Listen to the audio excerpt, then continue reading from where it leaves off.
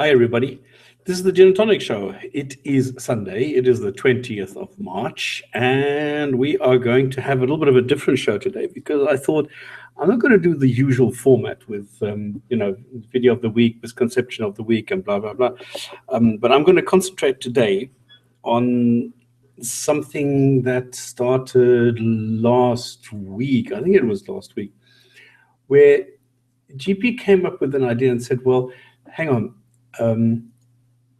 We were talking about history, I think. I think we were talking about history and Islam, and we were talking about the different options that are available to people who want to see what Islam actually is. And then we started talking and blah, blah, blah, and then I don't know why we started talking about Muhammad, and I said, okay, I've been looking into this, and there's a couple of things that are quite obvious, and then GP came back and said, well, he's got some evidence that's going to blow me out of the water. And he said exactly the same thing. What I said before is stupid and does not, it's not evidence at all. So then later he came with a long list of things. And what I would like to do is unpack this whole thing today. So I'm first going to... I'm somebody who does not believe in gods, okay? I don't believe in ghosts. I don't believe in unicorns. I don't believe in dragons. I don't believe in a lot of things because I think they're made up. They're human-made. So I do not see why I should believe in them. The same goes for gods. And because I'm a non-believer when it comes to gods, does not mean that I believe something else just because I don't believe that. So it doesn't, you cannot, from somebody being a non-believer, somehow infer that there is another belief, inherent in that person. It's impossible. You cannot do that. Why is this always happening around this time? You can't do that. So what I always make sure I explain to people that being a non-believer is somebody who does not believe. Theists are people who do believe that there is at least one God that exists. Now, theists are like really, well, they're immature and they're quite desperate for their God to exist because they don't have any evidence for it. So that at least they want to make the people who don't believe that their particular God exists look bad. So they came up with this atheist thing. So they are theists. They believe that the God exists. And then they said somebody who does not believe that, who disbelieves it, who rejects this belief, who is anti-God, who hates gods and things like that. These are now the atheists because they are not with God. And this is ridiculous in my eyes because I'm not somebody who is an atheist. I'm not anti any gods. I just don't care. I don't need a God. I don't want a God. I think gods are ridiculous. Who needs a God? For me, it doesn't make sense at all. It's the same as a fish without a bicycle. I mean, what does a fish do without a bicycle? It's the same question for me. So I don't understand this. And yet people tell me I need to understand this and I need to identify as something that I am not. Now, I don't go to a party and say, hi, I'm stop spamming and I don't have wings. No, that's stupid. Nobody does that. And yet I'm expected to say, hello, I'm stop spamming. I don't believe gods exist. Why? I don't understand. I think it's the default not to believe that gods exist, not to believe that dragons exist, not to believe that unicorns exist. And then if you have reasons to believe that unicorns, dragons, ghosts, or whatever exist, well, then you need to go and believe whatever you want to. Just don't involve me in it. And if you want to involve me in it, well, then you need to bring some sort of evidence. So this is the way that I see things. And I discuss Islam because Islam somehow is in my life. I don't really understand why Muslims think that I need to believe what they believe, but that's the way that it is. They make me wait in the security lineup because it's now a big deal to go on a plane. I'm no longer allowed to, voice my opinion because I might be offending a Muslim. Well, who the fuck cares? I mean, anyone can offend me because I am offended by things that Muslims say. But they are entitled to their opinion. Even if it's wrong, even if it's absurd, it doesn't matter. And I will I will protect this. And I will fight for anybody else to go and voice their opinion, even if it's not mine, even if it's totally ludicrous, they're allowed to do that. It's just that after a while, then please, I get frustrated. Because if I have people like Sources or Rashid or Hussein, these people then they don't make any sense. And then after a while, if you tell people, look, you're not making sense because X, Y, and Z, and then they repeat the same thing again, then you get frustrated. So, and here we are on the Gin&Tonic show, which is actually supposed to be a discussion platform, which is actually supposed to be something where people talk about this. And less and less people are. Everybody tells me it's important to have the Gin&Tonic show, but nobody actually comes and listens to this. Nobody actually comes and talks about this. So I don't know. I don't know why we still have the Gin&Tonic show. So I'm looking at Islam from a non-believer point of view. That's why I try and be objective, because I have no sentiments for or against people. No, the followers. Usually they're better than their God, because the God who wrote the Quran allegedly is quite I don't know, quite inhumane, incompassionate, and lacking empathy, illogical, and it's quite monstrous, because what ideas you find in the Quran are not exactly nice. Some of them are, some of them are not. But it depends on what it is that you want to express, because on the one hand, you have be good, be nice, be gentle. And then on the other hand, it says kill, behead, and enslave. So, it's up to you which one you follow. But if it's up to you, you don't need guidance from a God to tell you what to do, if it's up to you at the end of the day anyway. Okay, so this is a non-believer talking about Islam. Now, we've gone through all the different versions and all the different scenarios that Islam somehow produces. And what is usually left is just, you just go through the news, you see what's new, you talk about these things. But now, last week we came across something that, all right, I think it's very much based on personal opinion, all right? Because if you look at Islam and you look where it comes from, you look what it's based on, then there's precious little there. I mean, the Quran is a thin book, 6,500 sentences. There's not a lot there. Half of it is just self-praise and I'm the best, the greatest, the prettiest, most gracious, most merciful, and so on, of this God, telling people what a wonderful God he is. And then everything is repeated endlessly, and so there's very little substance there. Now, if you look at what Islam is based on, it is usually the later traditions, what they call the prophetic traditions. In other words, this is based on somebody called Muhammad. Now, the Quran does not really tell us anything about Muhammad. It barely mentions the name. Well, the name, I mean, it used the word Muhammad, which is the praised one or praiseworthy one, but we don't really know if it's the name or whether it's a title or something. So I do not know why people get the impression that the Quran, that this God would say or think or consider Muhammad something wonderful and great, because the Quran doesn't say so.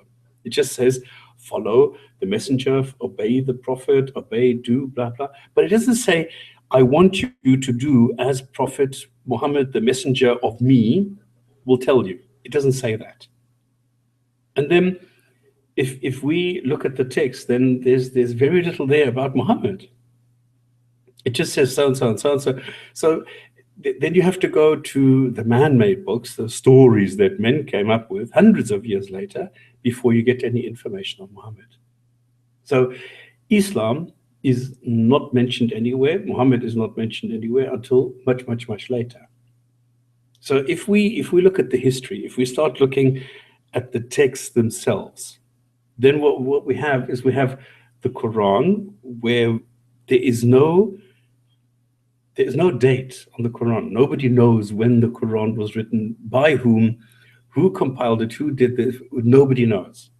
We have conflicting versions in the Hadith, in the prophetic tradition. So nobody really knows who did it. So this is the number one thing. We don't know where the Quran comes from. We don't know where any of the texts come from. So let's look at the timeline a little bit.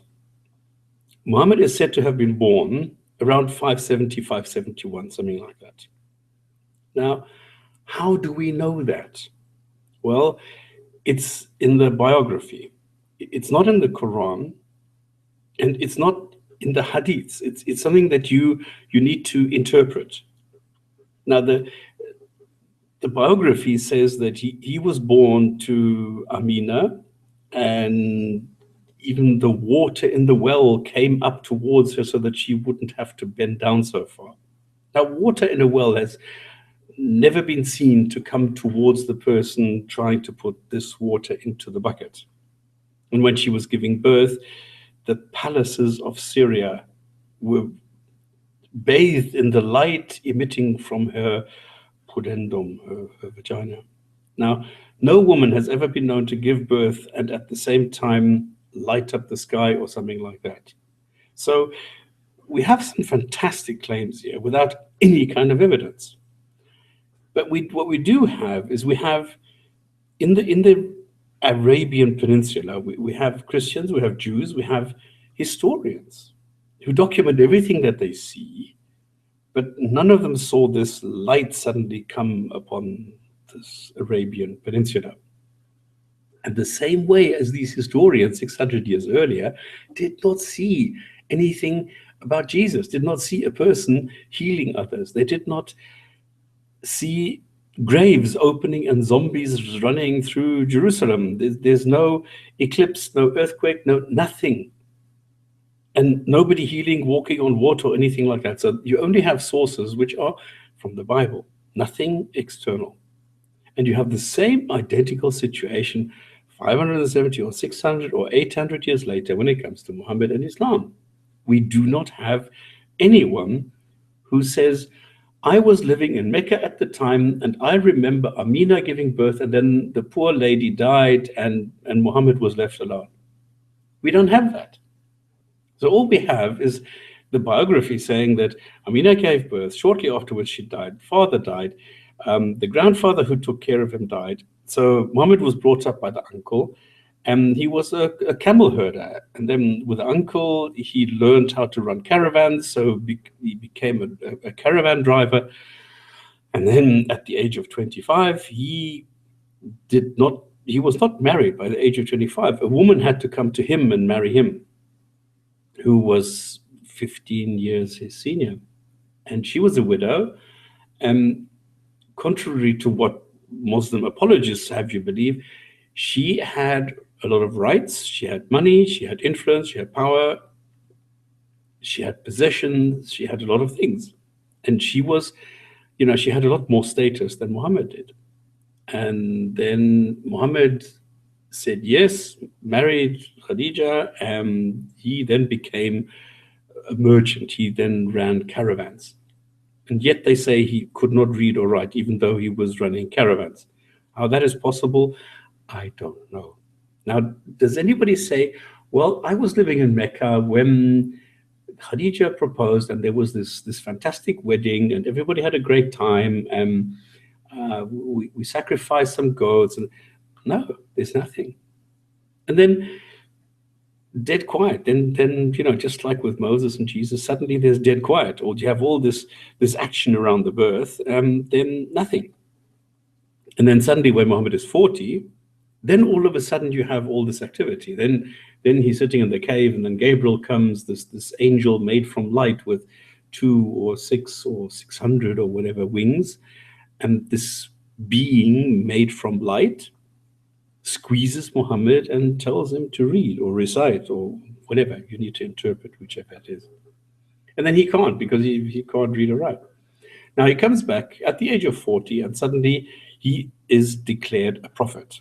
And you have some stories about this where his wife believes him, and then another monk apparently says, well, if that's what he said, well, this must be a prophet then.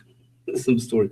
Is there anybody else who said, I was sitting in the town square in front of the Kaaba, and Muhammad came back and he said he had been visited by an angel, and now he was chosen to go and somehow distribute the message? No, nobody says this.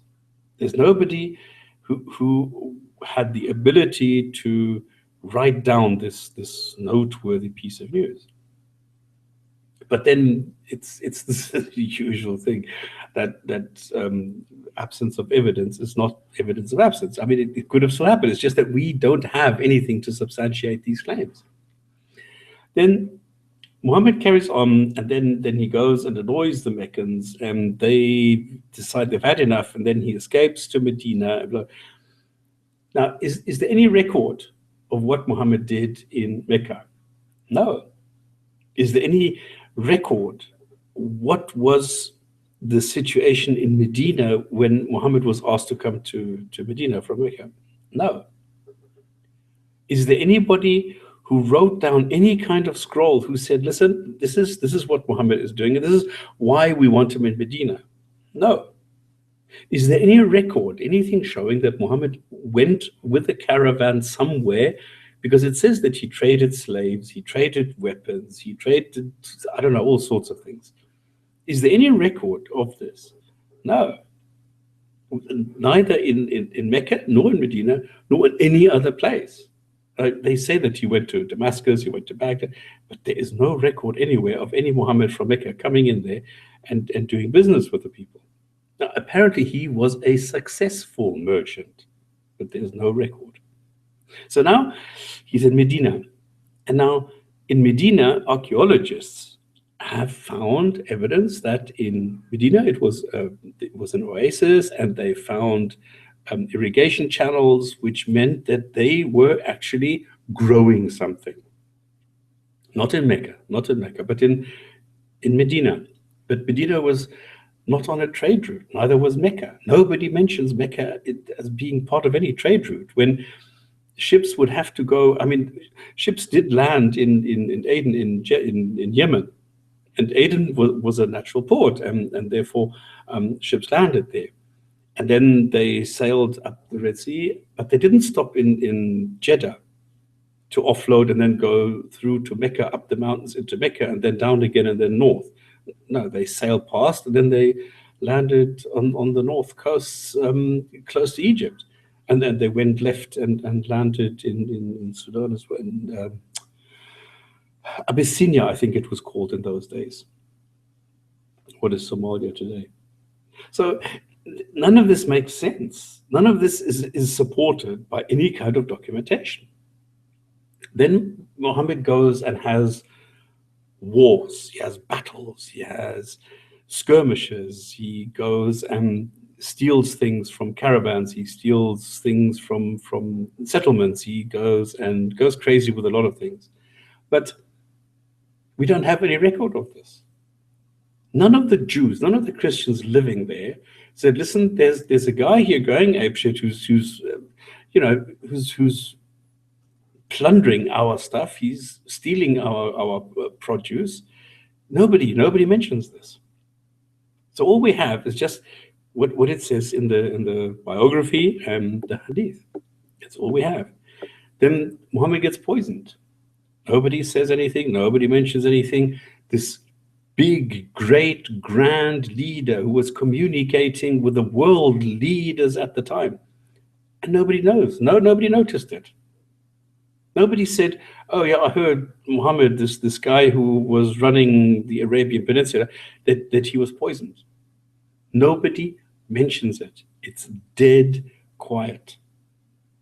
And this is how it continues. So nobody mentions Islam. When the Arabs rocked up in Jerusalem, did they mention anything about the Quran? Anything about Islam or about being a Muslim? No. So why would somebody think that by the time that Muhammad died, that there was any kind of external evidence for his existence. I don't understand that. And then, like I said last time, well, there are a couple of, well, apologists come up with some documentation, and they said, well, and they claim, okay, this is what shows that Muhammad actually existed. And then, like I said, they have 2 or 3 texts. And then if you look at those 2 or 3 texts, you find, no, they don't mention Muhammad at all. They don't mention Muslims. They don't mention Islam. They don't mention the Quran. They don't mention anything. So in the entire 5th, 6th, 7th century, there is no mention of Muslims, Islam, or Muhammad, not by anybody. And so what GP did, he sent this huge list of things and said, well, these are the sources, they mention this. So we have some time. I mean, I can go and talk about these things, and let's take them. Let's take them one by one. Go through them and see why it is that I personally reject them. Why I am shocked at the low level of academic reasoning that I see when it comes to the topic of Muhammad and Islam in the 7th century. Why I am so flabbergasted that people simply say, well, it has been proven, it has been demonstrated, and everybody accepts that every single line of the Quran came through Muhammad. This I don't understand. So I'm really shocked at the level of negligence by academia when it comes to this topic. So let's just take a look why I am so shocked, why I am so disappointed in what is happening here.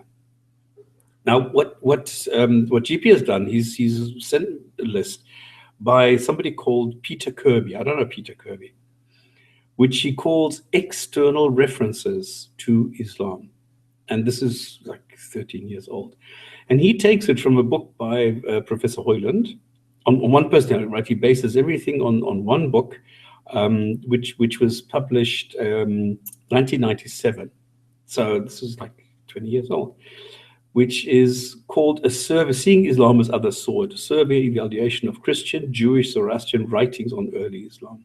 So this is exactly this topic, except that here it is not about Muhammad, here it's about Islam in general. And then he says this book contains background commentary, evaluation of over 100 sources between 630 and 780, the formative period of Islam, that refer to the growing phenomenon in either an incidental or purposeful context as an outsider.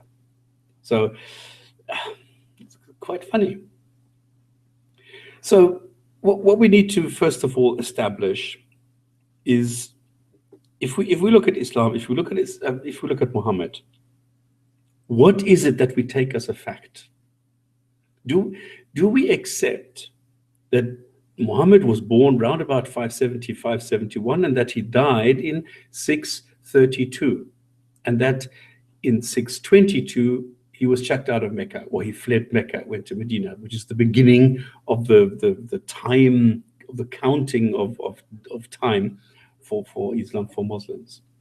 Now, if we agree on this, because we can't say, well, we don't know anything and we're going to keep everything flexible. I mean, you need to put down your foot and you need to make a commitment at some stage what it is that you say. Because I have a lot of Muslims who say, yes, he died 632, but he was seen in 640, so that means he existed.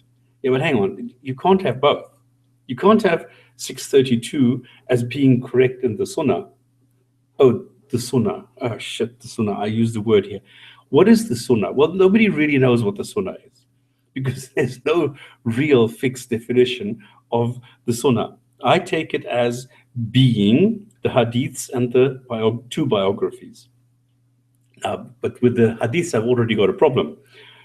Do I, for example, include the more loose ones, or which ones do I include? So I said, no, let me include the 6 which are called authentic.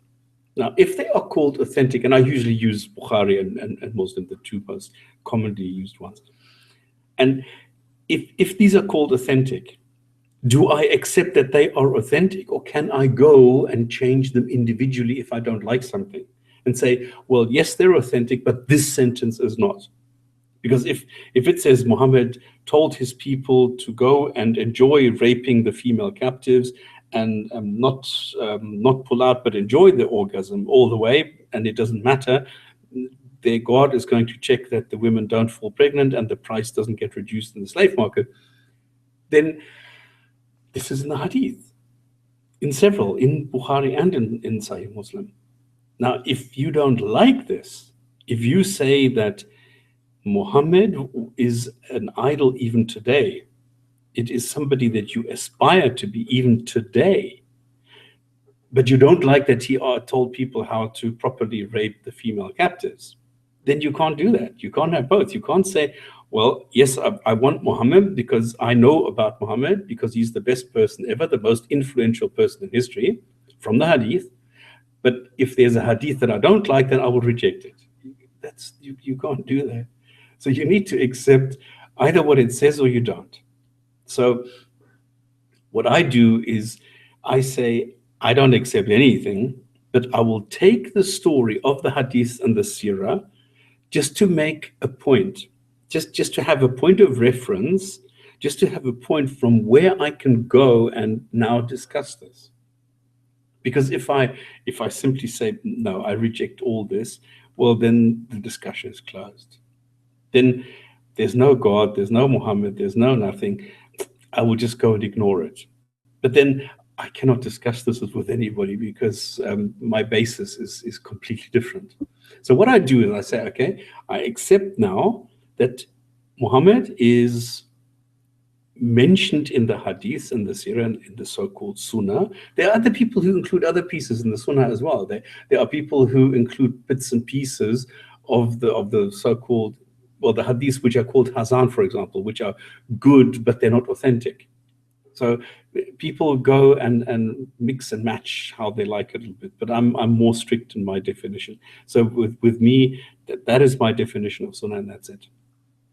Now, if I go and I say, let me go through this list that Peter Kirby came up, that GP sent me. Let's just go through this one by one. Okay, so the first thing, the one that everybody mentions and which I mentioned the last time as well, because it's stupid to mention it, is this Jacob, and it's called the Doctrina Jacobi.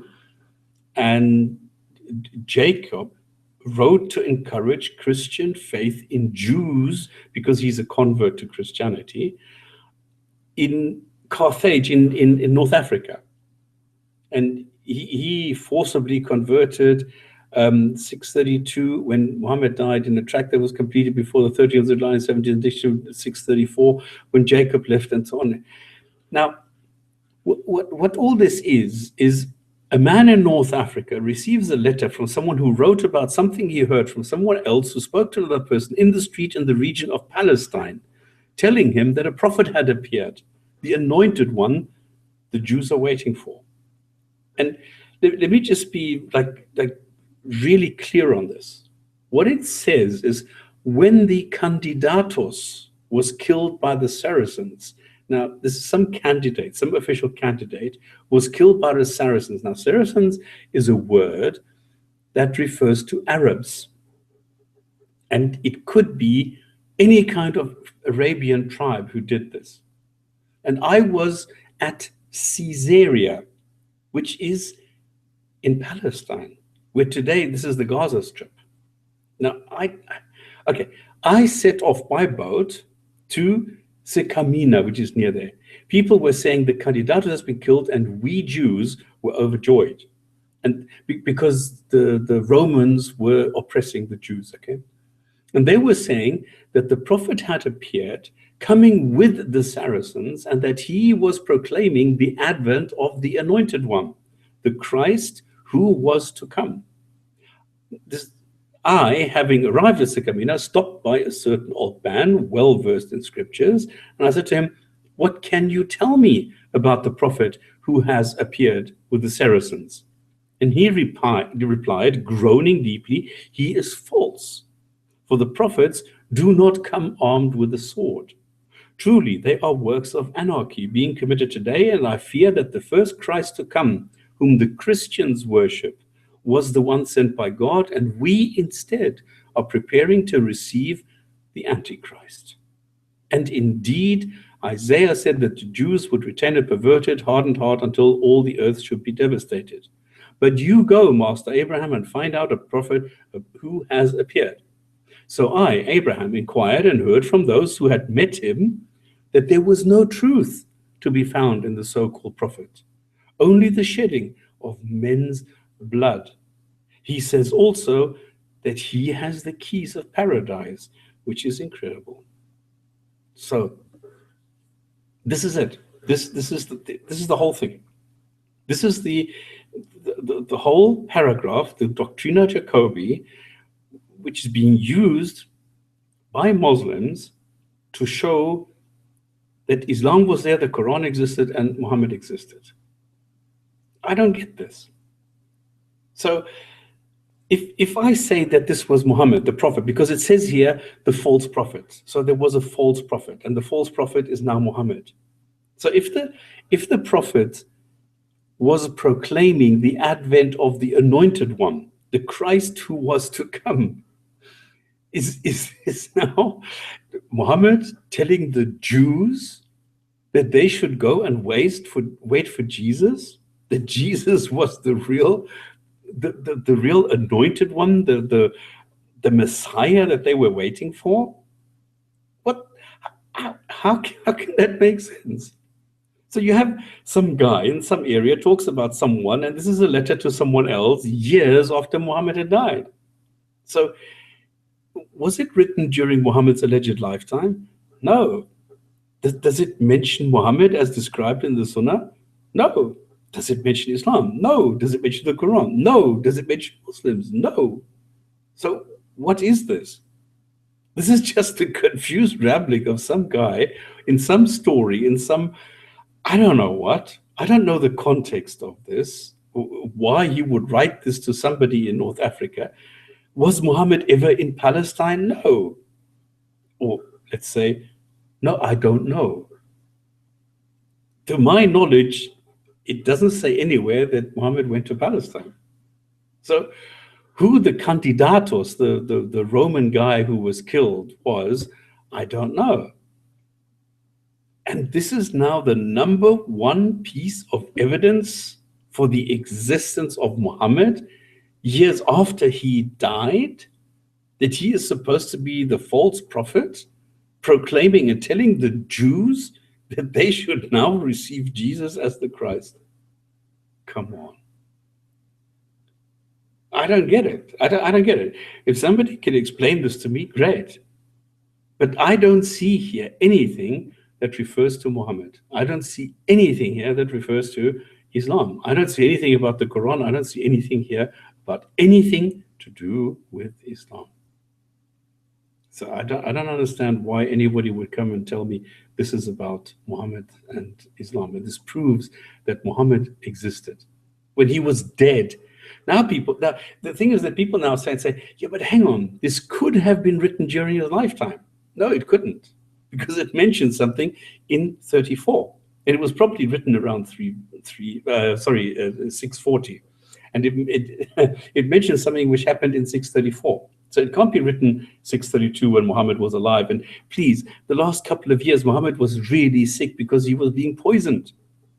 So he can't run around with a sword running around Palestine. When he was dying, in Medina, this is what the Hadith said. This is what the Sirah say.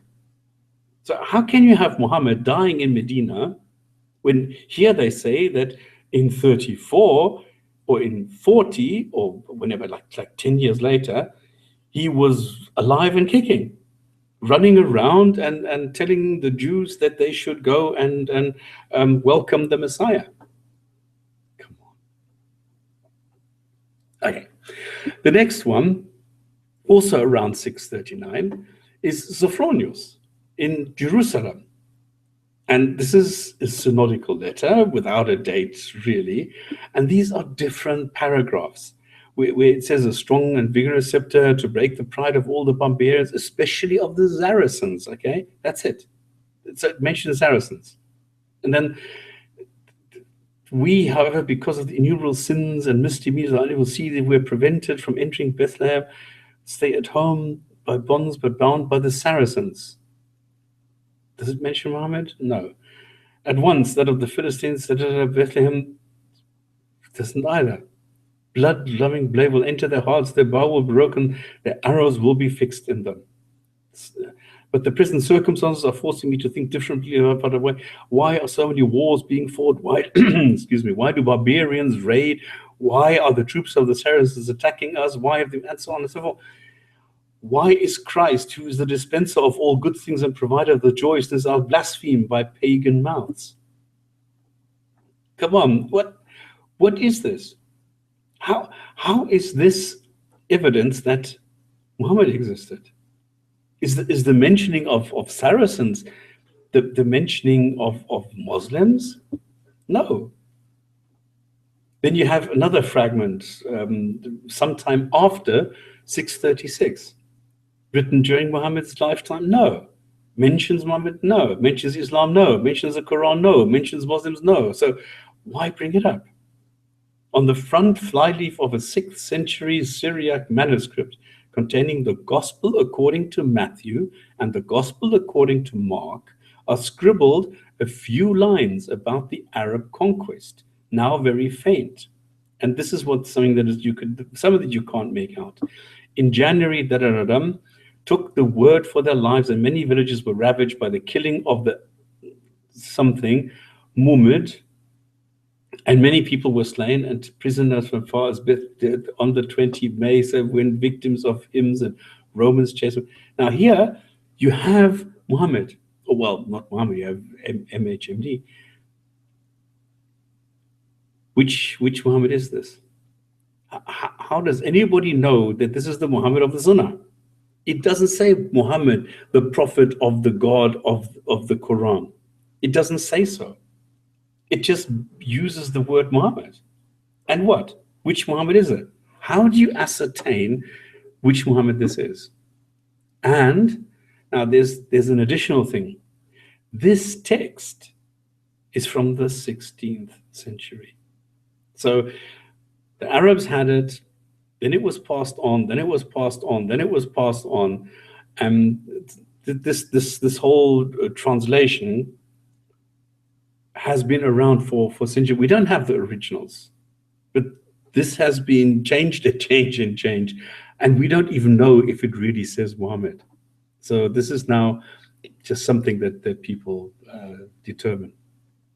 Then we have 662 from Maximus the Confessor, from a letter to Peter, governor of Numidia, then in Alexandria, indicating the importance of prayer at this time. For indeed, what is more direct than the evils which today afflict the world? What is more terrible for the discerning than the unfolding events? What is more pitiable and frightening for those to endure them? To see a barbarous people of the desert overrunning another lands as though they were their own. To see civilization itself being ravaged by wild and untamed beasts whose form alone is human. Esau. Written during Muhammad's alleged lifetime? No. Mentions Muhammad? No. Mentions Islam? No. Mentions Quran? No. Mentions Muslims? No. What is it doing here? Why are people bringing up things which sort of mentions people from the desert and then tell me, well, this is evidence that Muhammad existed, or that Islam existed, or the Quran existed? No, this is not evidence. Then you have Thomas the Presbyter, and he's now writing in 947. Okay, this is from a text from 640. And then the Arabs invaded the whole of Syria, went down to Persia and conquered it. The Arabs climbed the mountain of Mardin and killed many monks there. There died the blessed man Simon, doorkeeper of Kedar, brother of Thomas the priest.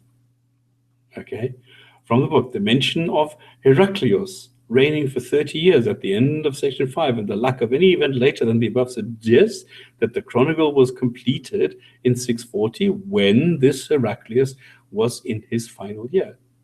Why? Why does that suggest that? If I say Napoleon died in year X, I'm not writing this in the year X. This is quite funny. In the year 945, at the ninth hour, there was a battle between the Romans and the Arabs of Muhammad. Now, and here we see very clearly that how Muslim the apologists are projecting, because here it says very clear, it's the Tayyaya, the MHMT, okay, in Palestine, 12 miles east of Gaza. The Romans fled, leaving behind the patrician Britain, whom the Arabs killed. Some 4,000 poor villagers were killed there. Now, if we go and look at the words, and these words come up again and again and again, this is projection. These are colloquial words being used and then projected onto Muhammad, saying this shows that Muhammad existed. No, it does not mean that the Muhammad, as mentioned in the Sunnah, is being talked about here. This could be some other guy. I mean, we always need to remember two things. Number one, Muhammad is actually a title, all right? It's the praiseworthy one. So if somebody is praiseworthy, it could be some general, it could be another prophet, it could be another preacher, it could be whoever.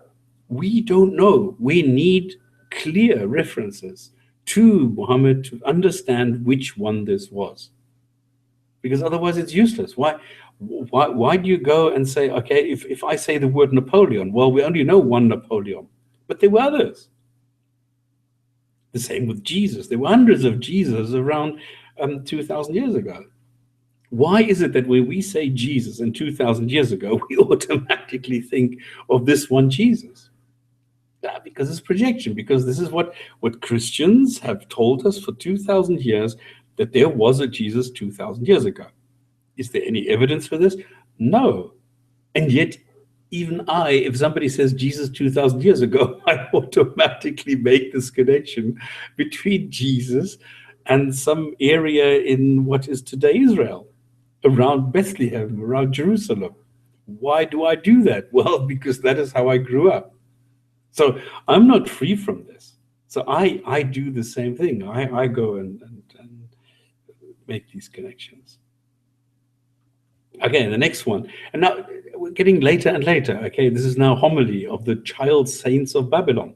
Same story. For us, my loved ones, let us fast and pray without cease and observe the commandments of the Lord, so that the blessing of all our fathers who have pleased him may come down upon us.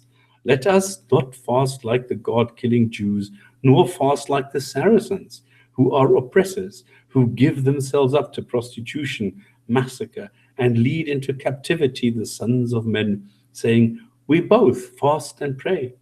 Nor should we fast like those who deny the saving passion of our Lord, who died for us, to free us from death and perdition. Rather, let us fast like our fathers and apostles, who went out into all the world, suffering hunger and thirst, deprived of all. Let us fast like Moses, the arch-prophet, Elias and John, like the prophet Daniel and the 3 saints in this furnace of fire. Muhammad? No. Islam? No. Muslim? No. Quran? No. All it says is Saracens. So how is this evidence for the existence of Muhammad? How is this evidence for the existence of Islam? Then we have John, Bishop of Nicaea. Now, this is something I used this. I remember making a video where I went and refuted sources, because he used Nicaea to show how the Egyptians and the Spanish invited the Muslims to conquer them and to oppress them, because they would have a better standing with the Muslims than they would have with the Romans. And I showed how this was a complete and utter lie. And now, John writing in the 640s or 690s, we don't really know. And the thing is that the area, the time of this from 610 to 640 is missing. And again, we have this only from the 17th century, I think it is. So it's from an Arabic translation of a translation of a Greek text, because Niku wrote in Greek. So this has gone through a lot of hands and through a lot of translation processes and through a lot of stuff. But now, and this whole chronicle, John's Chronicle, you can find it online. And there are some things like this one. As regards the conquest of Egypt, John does try to outline the movements of the Arabs, though our assessment of his account is hampered by the fact that there is a gap in the manuscript. Here it is, for the years 11 to 39. I think it was 10 to 40, actually. He offers some unique information. In particular, the Arabs, paying no attention to the fortified cities, initially raided the Fayoum, an important agricultural oasis to the south of Fustat, whereas Muslim sources say the Arabs, commanded by Amr, advanced directly to Fustat. So there's some disparity here. Now, John attributes the Muslim conquest to the wickedness of the Emperor Heraclius and his persecution of the Orthodox through the Patriarch Cyrus. And John laments apostasy, saying, and now many of the Egyptians who have been false Christians denied the Holy Orthodox faith and life-giving baptism and embraced the religion of the Muslims, the enemies of God, and accepted the detestable doctrine of the beast.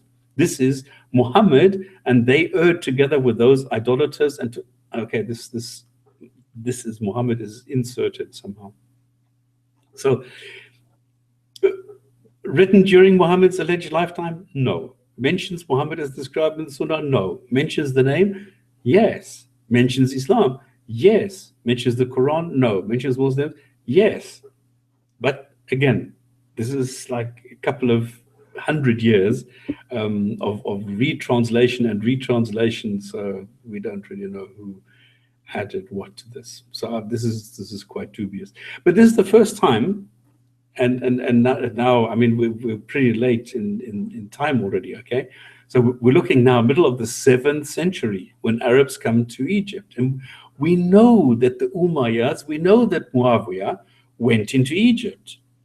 So we're now in this time period where we start getting documentation, historic documentation of what actually happened.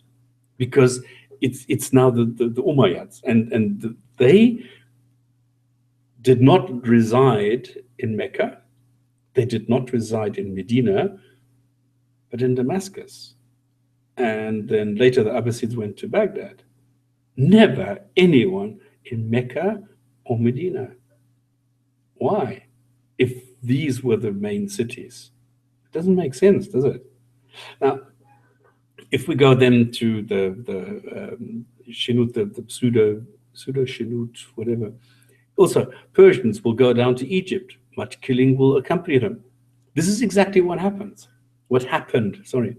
Because we have the text like people like Al-Khwarizmi and so on. Now, we don't know whether he was a Muslim.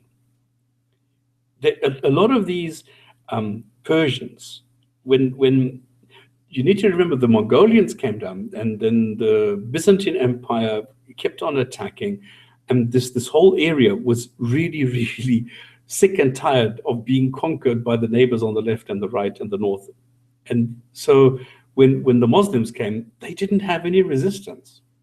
So they just said, okay, we are now the bosses. And the Persians said, well, okay, so what? And then a lot of Persians took the documentation that became available to them, both now from the Indian side and then from the Jews, from the Christians, and then from the Egyptians, from the Romans, from the Greeks, and combined this.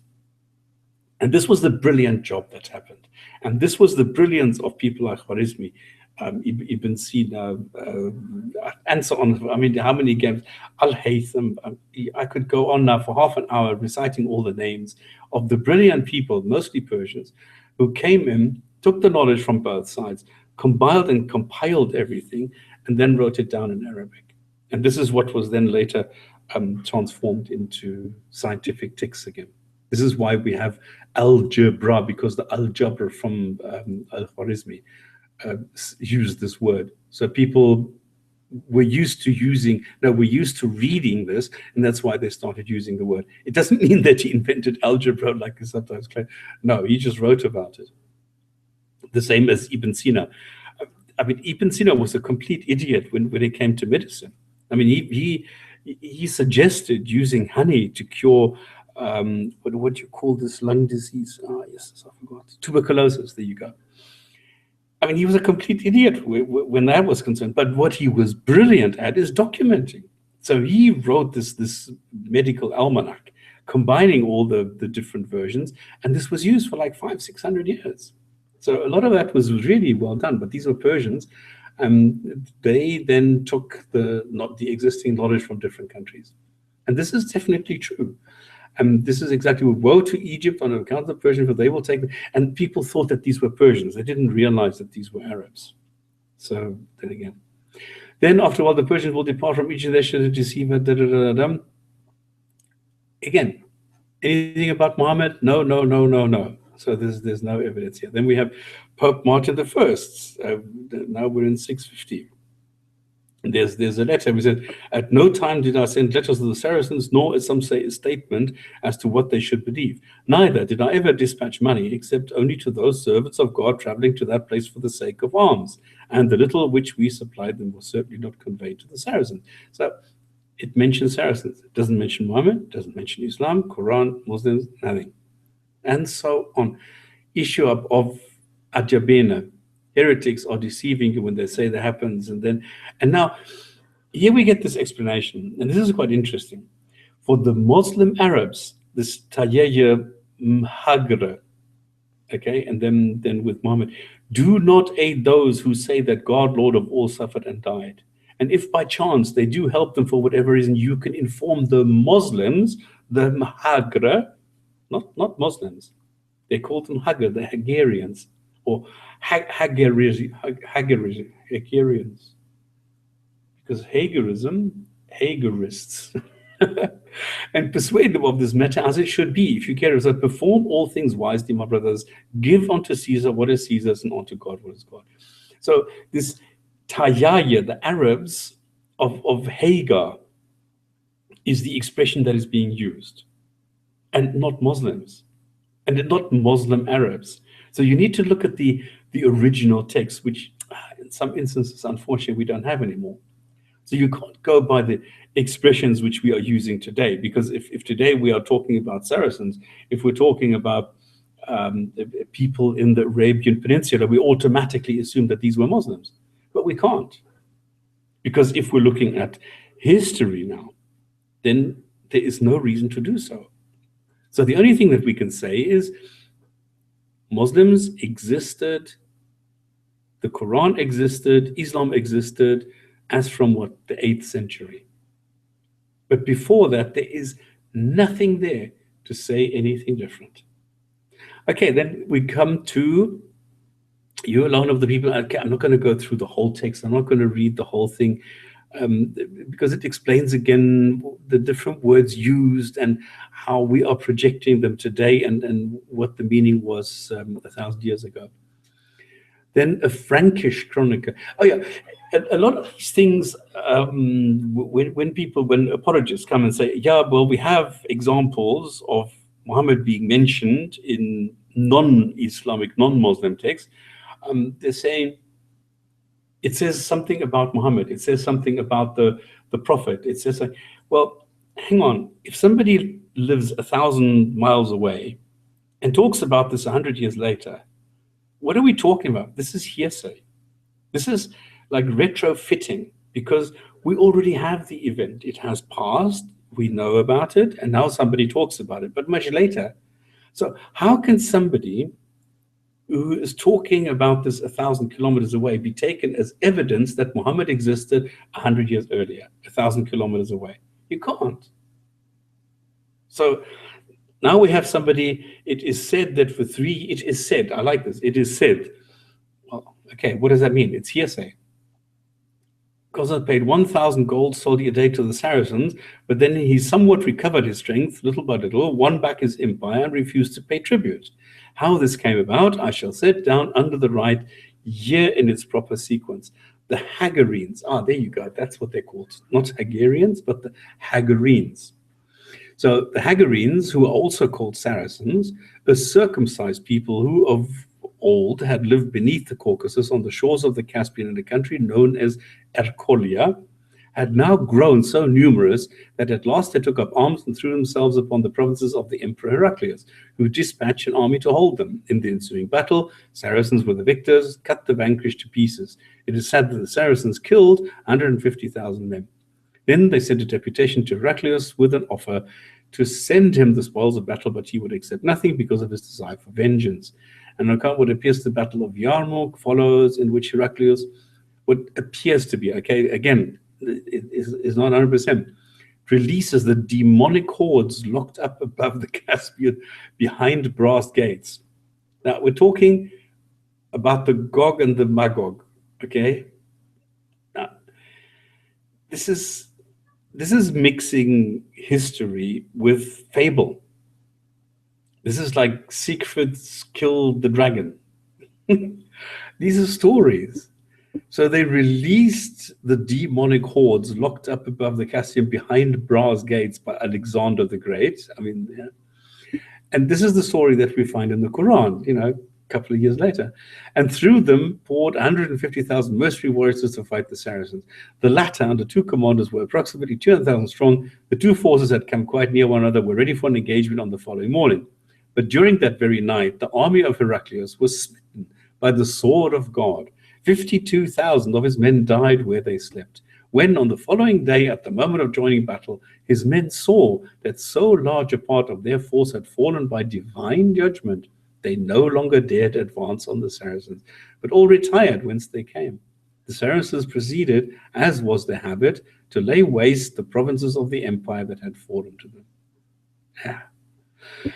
And we go, and this carries on. The next one, trophies of Damascus, of things, as you say, how it is that enslavements are befalling you, whose are the devastated lands, against whom are so many wars stood up, what are the nations, and so on.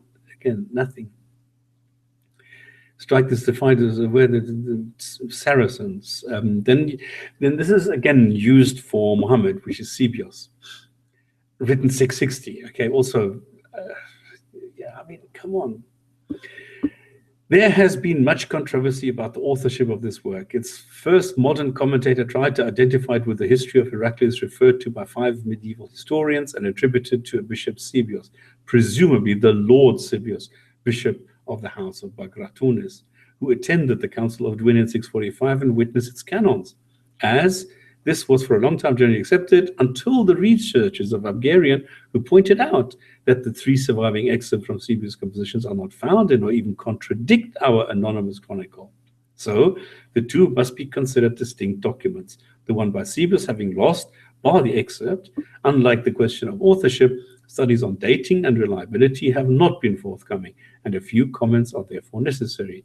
The indication is that Sebius lived through many of the events that he relates. He maintains that the account of the Arab conquest derived from fugitives who had been eyewitnesses thereof, and speaking of happenings in 652, declares that the Armenian faith has prevailed until now. So he's 1,000 k's away, and he's like 30 years later, and he's interviewing fugitives from that area.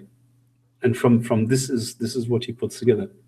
The text describes a single assault rather than a long siege, and the event is clearly to be identified with what reported by a mid-18th century Syriac source. Both emphasize that a great force of ships was readied and that the expedition took place in the 13th year of Constans, which would have been 654. And Sebius concludes with Muawiyah's exodus in the First Arab Civil War, and the above points would suggest that the author was writing very soon after this date. And what he says is his band where everyone will have their hands at him. All the tribes of Jews assembled when they saw that the Iranian troops had departed, leaving the city in peace, closed the gates and fortified themselves. They refused entry to troops of the Roman lordship in order to, when the Jews realized they could not militarily resist them, they promised to make peace, opening the city gates. They went before him. Heraclius ordered that they should go and stay in their own place. So they departed, taking and so on and so forth and so on and so forth. This is a long story. This is about the Jews. So I don't quite understand how Muhammad will say God gave that country as the inherited property of Abraham and his sons after him. We are the sons of Abraham. Is it too much that you hold our country, leave it in peace, and we shall demand from you what you seize plus interest, blah, blah, blah. And the emperor rejected this. He did not provide a fitting one. Your country is mine. Your inheritance is the desert, so go in peace, your country. So in the end, Muhammad is saying, you Jews keep the land. I don't want the land. So this is, the Arabs crossed the Jordan and camped at Jericho. The dread of them came within. Yeah. The emperor of the Byzantines was no longer able to assemble his troops against them. Arabs divided their army into 3 parts. One part went to Egypt, taking to as far as Alexandria. The second part went north against the Byzantine Empire. In the twinkling of an eye, they had seized Syria from the farther sea to the shores of the great Euphrates River, as well as Edessa, cities of Muslim.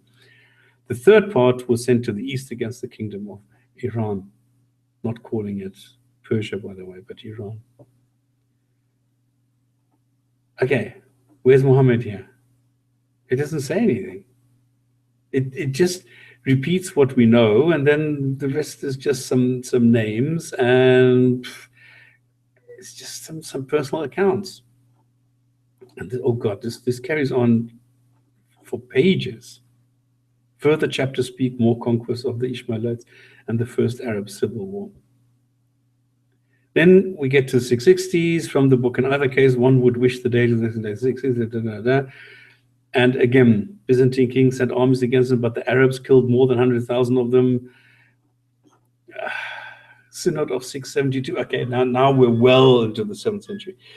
Okay, let me break this here, because I can carry on like this, because I'm only on page 53 now. There's another 40 pages to go. What I see here is that there's a lot of people who are talking about Arabs, Saracens, deserts, all sorts of things. And none of them actually mention something that we can take and say, hey, hang on, this is something that shows that at that time we already had Islam. Because what we see is them people putting Qur'ans on the tip of the spears when they went into battle. And this is something that we know, okay, so that must have been already when a book existed. We know that the second chapter, the Baqarah, the cow, was mentioned somewhere as a separate book where people were saying we are worshipping the god of the cow. So these things existed, but the rest did not. And if it did, we don't have any evidence that says it did. So I'm very sorry. I've looked at all these texts. I've looked at all these so-called pieces of evidence. Actually, I wanted to make a video. Maybe I should make this in a video, because I went and took some texts from Islamic Awareness.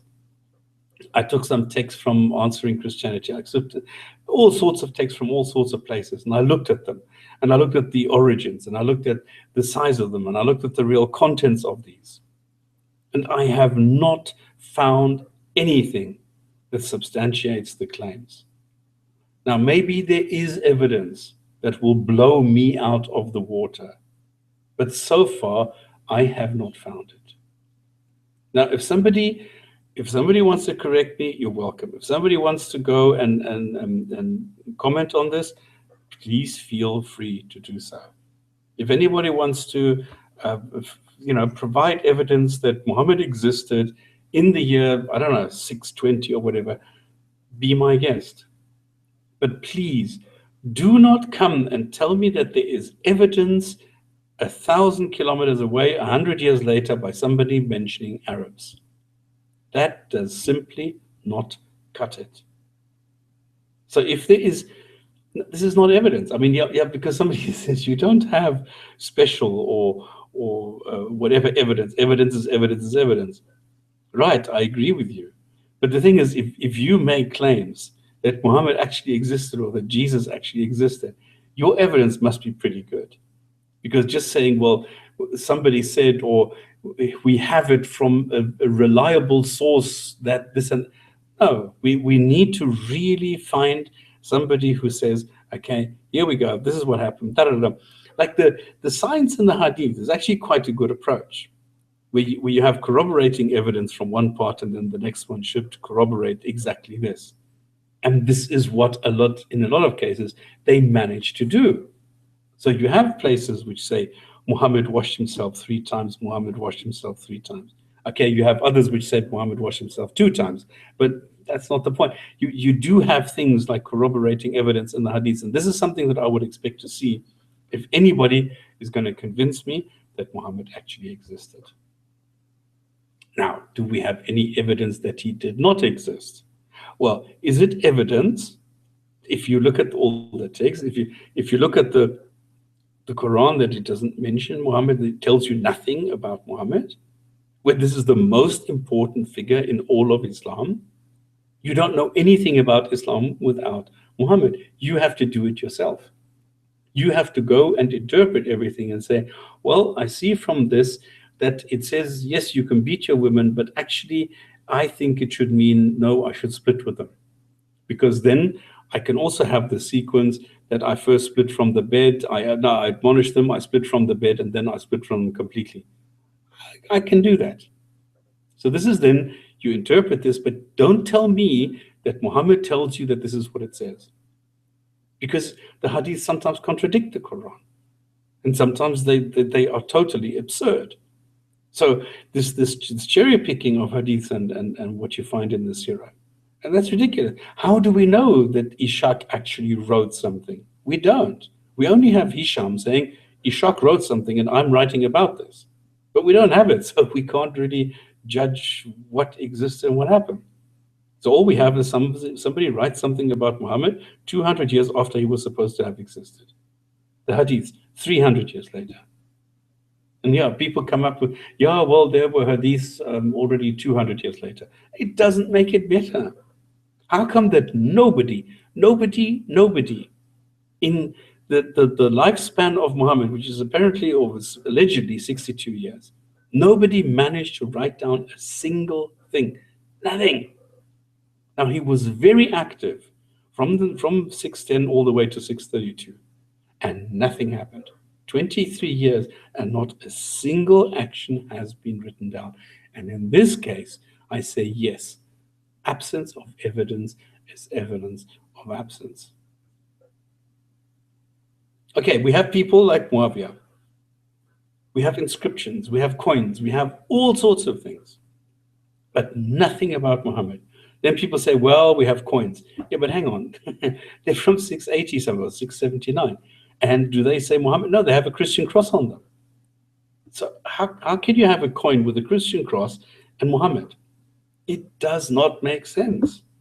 And that is why I'm saying we have more pointers towards Muhammad not having existed and having been fabricated the same way as Jesus was fabricated, to have a figurehead, to have a human who can go and live the way and according to the laws that this God was propagating. And that is what I'm saying. So if somebody has something, go ahead.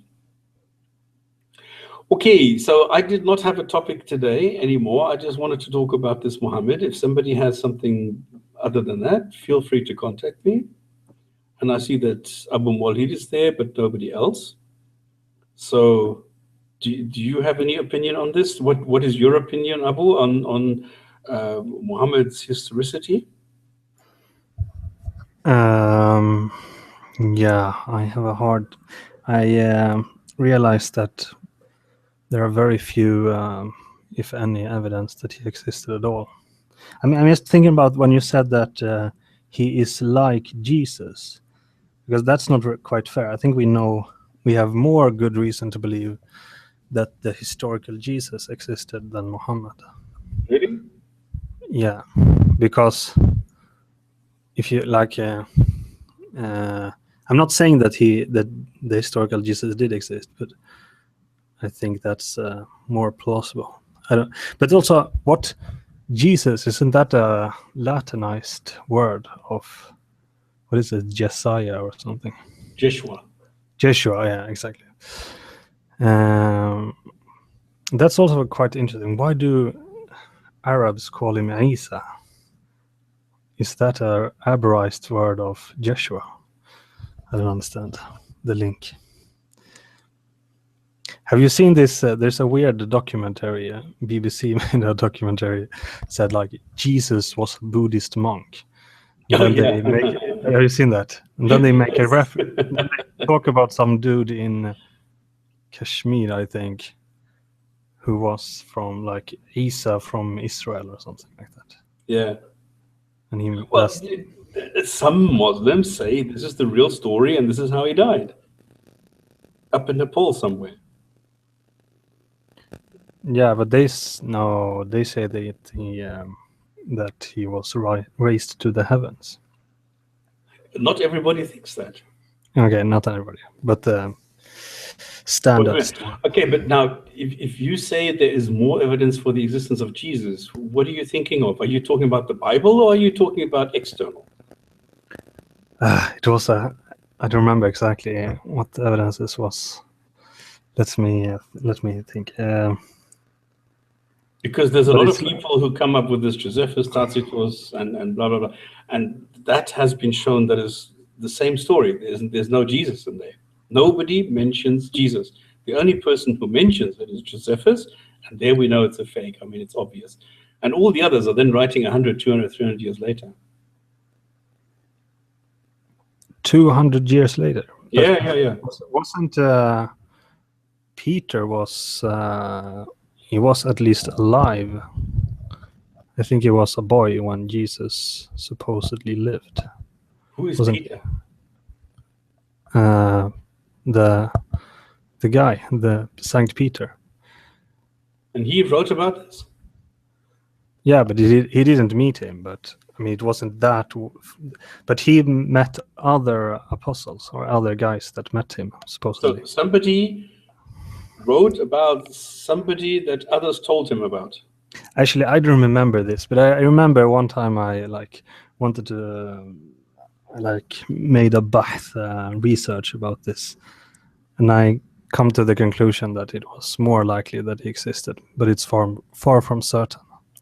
Because I made a video about this where I looked at the Gospels and put them next to each other and checked what they said about Jesus. And then I went into all the external texts and checked them, and I found that not a single one of them mentions Jesus. It mentions Christians, sure, but we all know that Christians existed, but we don't know whether Jesus existed the same year. All the texts that I found here that I find that were suggested by GP, they are all talking about Saracens, Arabs, blah, blah, blah. But it's only when we get into like 7th, 8th century that they start talking about Islam, Qur'an, Muslims. Before that, And then it's texts where we don't have the originals, where we don't have those texts who say that this is what it says. We have texts which were translated by Muslims from Arabic, from Greek into Arabic. Now, do I trust each one of them? No. And then you have these expressions where you see this in the originals, where the people take a colloquial expression, and for example, the camel riders, the camel herders or something, this does not refer to Muslims. It refers to anybody who herds camels. And camels come from North America, but they were more popular in North Africa than they were in the Arabian Peninsula. So it could mean anything. And this is what I'm always saying. You need to be careful at what it is that you're really and actually reading. And this is why, last week pissed me off so much when GP claimed that he was going to blow me out of the water and then came up with this Jacobi doctrine, which doesn't even mention Jesus. I don't remember all this. I remember you had these kind of discussions with the Clinshore. What evidence was that? The same evidence? Yeah. We went through the evidence. We said, okay, let's take a look at this. Let us take a look what apologists are giving us, and let us give them a try. Give them a chance, and let's see what it is that they are really saying. We never did what I just did. That is, read the real text and go through it. We ticked off. We took, I think, 10, and we ticked them off and said, this is what it says. It talks about this. It talks about that. Now today, I actually read the text, and we see there is nothing there. Well, yeah, it's if it ain't better than that, then I mean, how can you base your whole life and a whole culture on something you don't have any evidence for? It's quite absurd. I mean, This is what compare people are that doing. to Absolutely right. Yes. do you remember this? Or at least I remember this because But do you remember this Bicep 2 experiment? I don't know if you were, where they proved, No. or they tried to prove that gravitational waves existed. Oh, yeah, of course, yeah. At first it was a big news and so on, but then they more or less dismissed it because I don't remember how it was, but it's like, we're only 97% sure that it is gravitational waves. And so they dismissed it. So it's like 97% sure. And now, like a month ago or something, they proved existence of gravitational waves, not from inflation, but from black holes. So, I mean, compare that kind of standard to the kind of standard that religious people have. Exactly. Yeah, that's a good point, actually. No, we have to dismiss it. It's only 97%.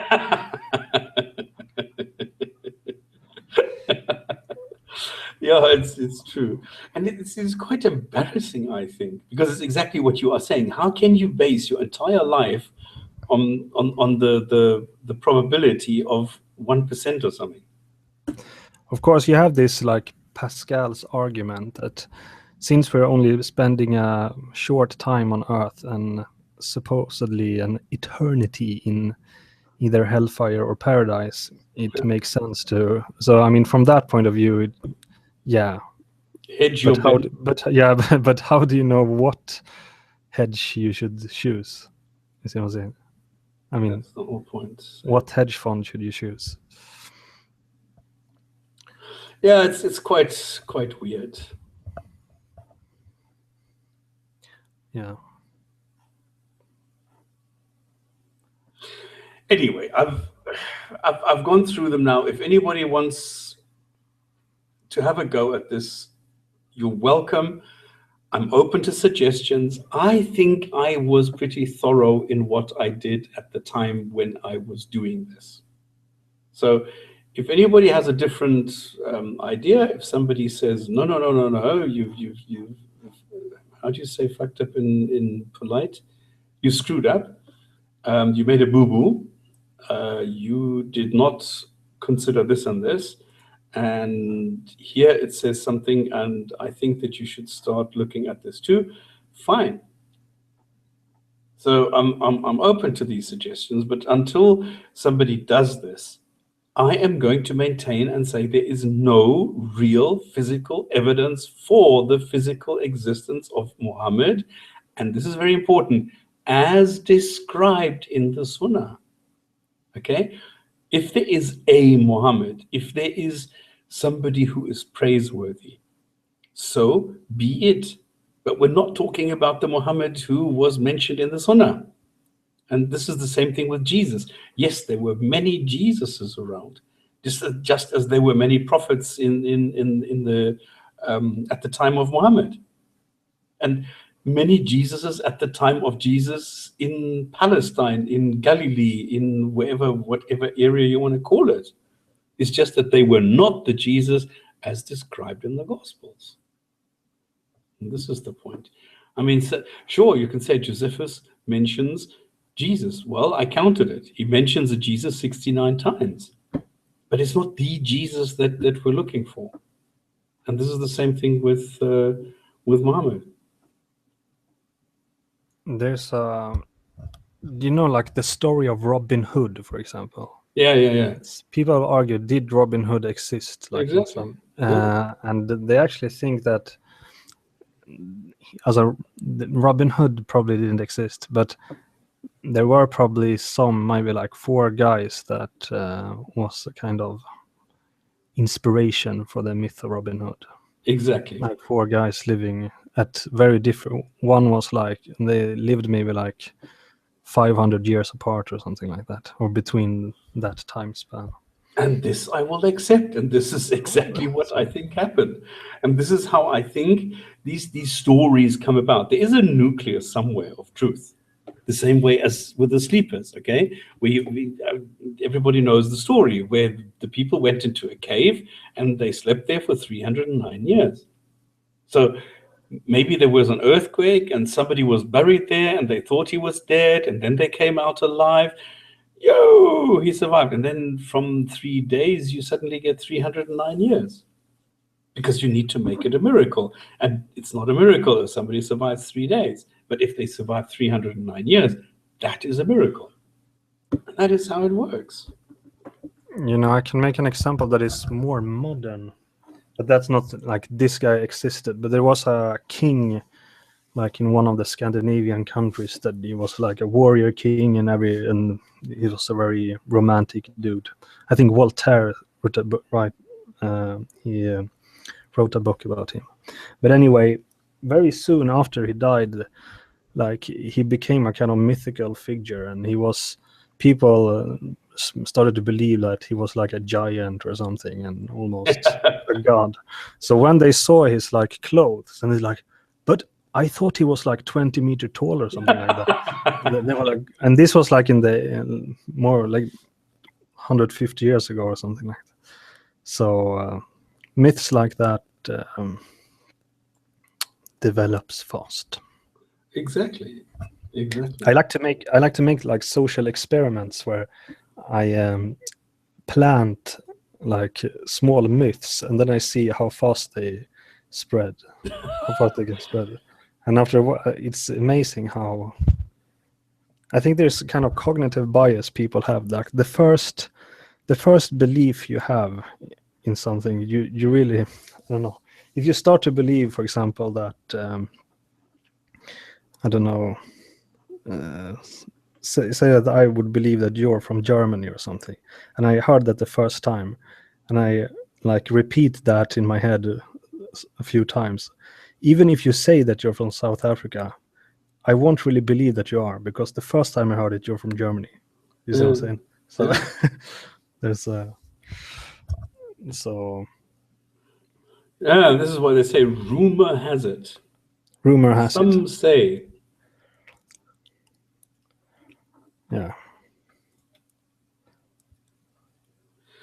Okay, then I think I'm going to call it a day because there's no other topic that I have planned for today. I just wanted to spend some time on this Muhammad story because I thought it's important that we talk about this, because GP was really angry with me that because he said that, I don't know, what did he call me? That I'm dominating or something. But I was just upset because I just explained to him, look, here we have it. Oh, shit. He just crashed. Here we have it. And then he says, okay, this is now going to blow you out of the water. Blow you out of the water. My Firefox just crashed. Okay. Can you still hear me? I can hear you. Oh, because Firefox does not exist anymore. It has crashed. It doesn't exist. The plugin container has stopped working, but for some reason it still works. But what browser are you using? Firefox. But if it crashed, how can it continue? This is the question that I'm asking myself. The plugin container has stopped working. I don't have a single Firefox window open anymore. I don't know what I'm transmitting to whom. Are you sure? Look at the icon and see if The icon is gone. The window. But then maybe, whoops. Okay. Spam is gone. Okay. I don't know if I can say anything then. Well, peace and blessings be upon you guys. I think we call it a day. Bye-bye.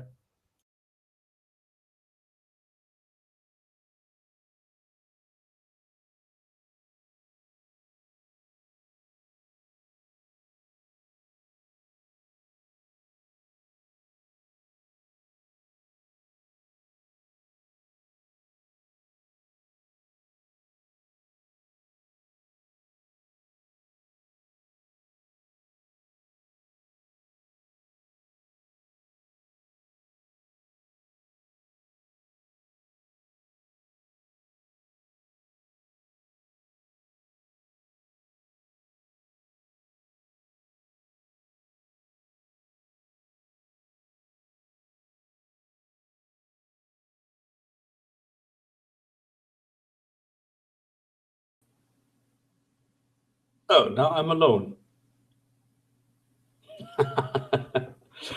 Okay, I'm going to give this up.